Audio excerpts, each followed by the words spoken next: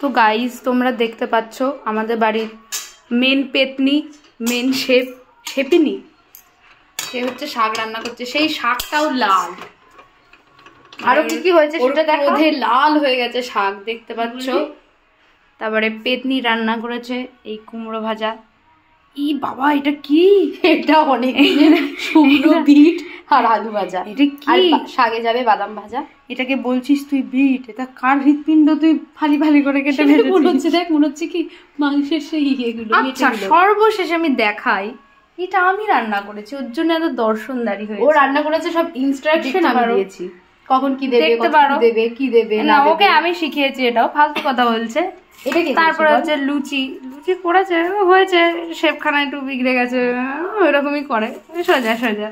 আচ্ছা, তারপরে এই যে পোস্তটা হচ্ছে মা করেছে, বেশ সুন্দর হয়েছে দেখতে। এটাও মা করেছে, দেখা। হ্যাঁ, দুটোই মা করেছে। ওই তো হলো, দেখালাম। তোরটা আগে ভালো করে দেখা, দেখ।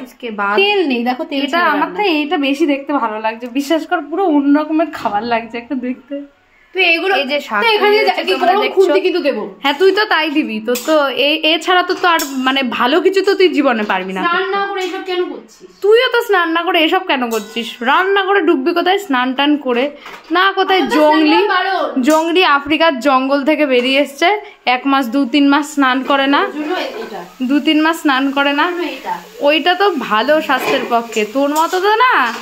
রাত 12টার সময় 1টার সময় পিৎজা খেয়ে বেড়ায়, সকালবেলা 5টার সময় ব্যায়াম করে, রাত্রেবেলা। কেন দুটোই হচ্ছে না? প্রশংসা নিন্দা দুটো একসাথে মিলেমিশে একাকার, ভালো মন্দ বল। শাকটা যত ভালো করে ফুটবি, শাকের কালারটা আসবে, শাকটা এমনিতেও কালার আসবে। তোর হাতে শাক করেছে তো, লাল জিনিসটা তো তুই ভালোই পারিস। পেতনি কি তোকে আমি সাদা বলি? শুধু ঠোঁটের লিপস্টিকটা বোধহয় এখানে গিয়ে পড়েছে, ওর জন্য এত কালার হয়েছে।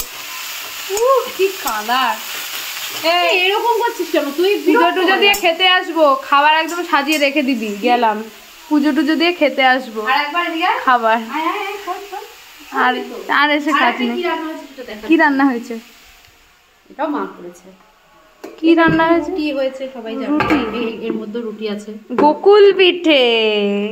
এখনো গোকুল পিঠে তো শেষ। কি রয়েছে? গোকুল পিঠে তো শেষ। এটা না মানে বেশি ক্ষীর হয়ে গেছে। হ্যাঁ, শেপটা এখন বোঝা যাচ্ছে না। মানে যখন করছিল তখন শেপটা বোঝা যাচ্ছিল, তুই হাত দিচ্ছিস না, ওর জন্যই শেপ বিগড়ে গেছে। যা গিয়ে, গন্ধ বেরোচ্ছে গা দিয়ে।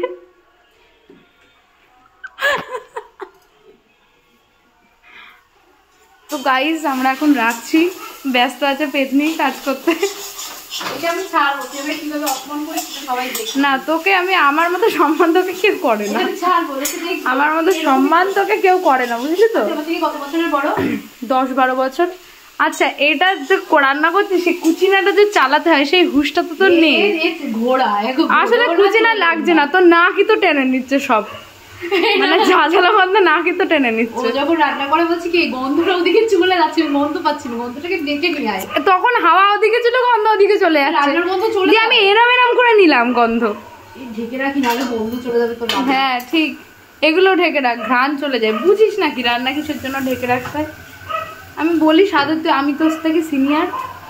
আমার টপাটা কি সুন্দর, আমাকে কি বলে ডাকিস? কি বলে? টিমি, ভেটকি, মুটকি। না, আমার নাম কি? সুস্মিতা। কোনটা তো বৌদি বলতে শুনলাম না। বৌদি কিসের জন্য বলবো? দাদার বউকে বৌদি বলে। আমি তোর ভাইয়ের বউ? তো আমার ভাই হয়, আর তুই আমার ছোট বুনু। বিদায় নে, টাটা।